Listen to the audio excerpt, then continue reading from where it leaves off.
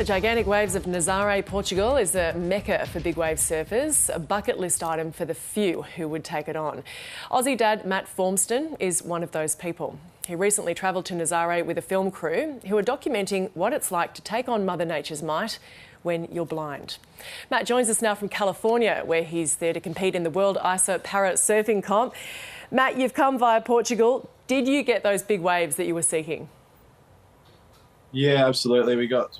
It was a perfect trip. We got some smaller ones, and then small 20 foot to start with, and then it built up, and we got up to pretty big. So we haven't got the exact measurement yet, but we're somewhere in the 40 to 50, maybe a bit bigger range. It sounds absolutely terrifying. You're now in California for the Parasurfing World Championship. You're a 3 times Parasurfing World Champ. What does it take from you personally and from those around you to get you to this level of surfing?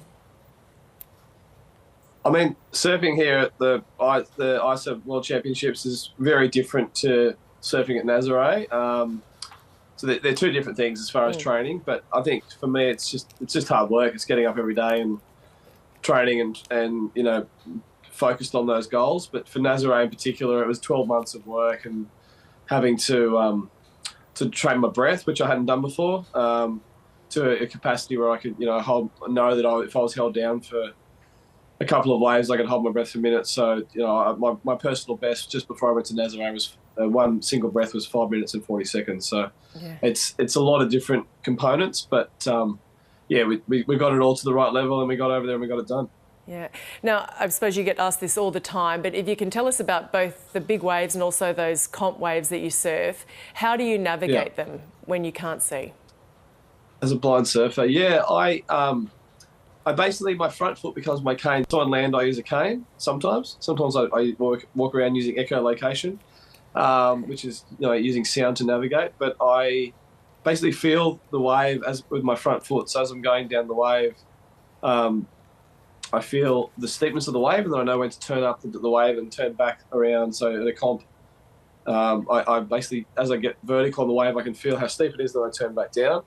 And then at Nazaré, because I was getting towed into the waves with a jet ski, and most sighted surfers will see when they're going to let go of the rope and go down the wave.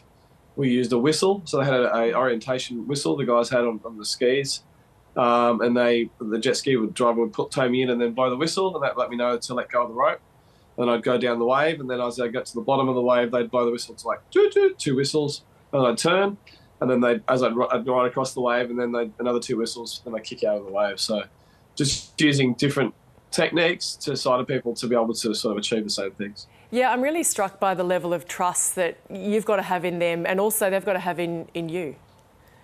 Yeah, absolutely. It's significant trust, and that's what my friend said before I went there, is like, are you going to let go of the rope? Because most people wouldn't want to let go of the rope when they're going over the ledge of a 40, 50-foot wave. But my friend and my board shaper, Dylan Longbottom, who's one of the best big wave surfers in the world, had a really bad experience at Nazaré where he got a 50-foot wave on the head.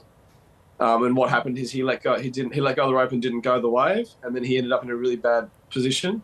So before I went, he said, mate, if you want me by the whistle, you go, and even if you don't make the wave and you get destroyed on the inside, you'll get pushed in and you're in a better place. Whereas if you don't let go and you end up in that impact zone, you're going to get a 50, 60-foot wave on the head. So it's, you made the decision. I did all the training, and as a team, if they blow the whistle, there's my tow driver plus 3 other safety skis. They're all there to keep me alive. But if I'm in a bad position, I'm putting them at risk as well. So as a team, we've all got to just do what our job is, and my job was to go down that wave and surf it the best I could.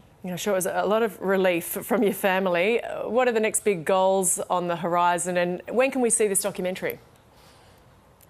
So I've got my biggest goal right now is to win my world title this week, and more importantly, get home and see my family. It's been a really big year for me making this movie and travelling around the world competing, and then obviously going to Nazaré. So I want to get home and give my wife a cuddle and a kiss and hang out with my kids. And then the movie will probably come out. I'd say, Dan's the director's a better judge of that, but I think we're looking at mid next year. Matt, it's been a pleasure chatting, and good luck in the comp.